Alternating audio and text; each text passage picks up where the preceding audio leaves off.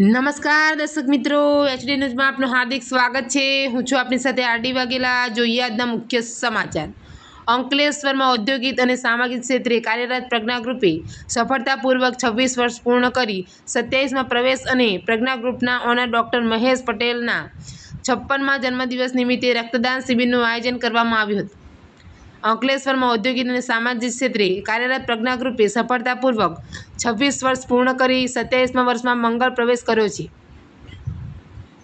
આ પ્રસંગે પ્રજ્ઞા ગ્રુપના ફાઉન્ડર ડોક્ટર મહેશ પટેલના 56મા જન્મદિવસની ઉજવણી નિમિત્તે પ્રજ્ઞા કેમિકલ કંપની ખાતે ભરૂચની doctor Kiransinh Patel medical college blood બેંકના સહયોગ દ્વારા બ્લડ ડોનેશન કેમ્પનું આયોજન કરવામાં આવ્યું હતું। કેમ્પમાં પ્રજ્ઞા ગ્રુપ સાથે જોડાયેલા કર્મચારીઓ તથા સહયોગીઓએ ઉત્સાહભેર ભાગ લઈ રક્તદાન કર્યું હતું।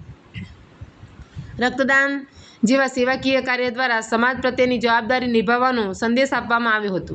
પ્રજ્ઞા ગ્રુપના 27મા વર્ષમાં પ્રવેશ અને ડોક્ટર મહેશ પટેલના જન્મદિવસને સામાજિક સેવાના કાર્ય સાથે ઉજવવામાં આવતા આ કાર્યક્રમની ઉપસ્થિતોએ આવકાર્યો હતો। રક્તદાન કેમ્પ દરમિયાન રક્તદાતાઓએ પ્રોત્સાહિત કરવામાં આવ્યા હતા। એચડી ન્યૂઝ સાથે રિપોર્ટ જયેશ પ્રજાપતિ, અંકલેશ્વર।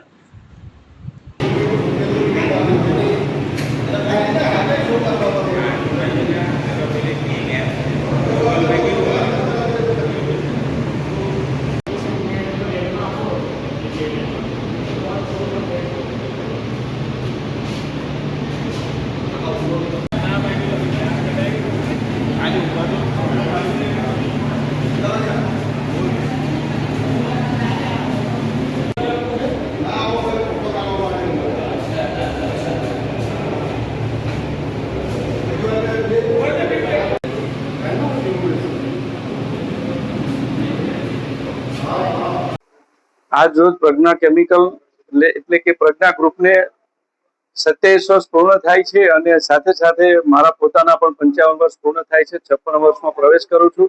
તે નિમિત્તે પ્રજ્ઞા ગ્રુપ દ્વારા બ્લડ કેમ્પનું આયોજન ગઈકાલે દહેજમાં કરવામાં આવ્યું હતું। પ્રજ્ઞા ગ્રુપમાં જેમાં 96 બોટલ ડોનેટ મળેલું અમારા કામદારો અને મિત્રો દ્વારા, અને આજે પણ આપની સામે જ અત્યારે ચાલી રહ્યું છે 9:30 થી અને 28 જેટલી બોટલનું દાન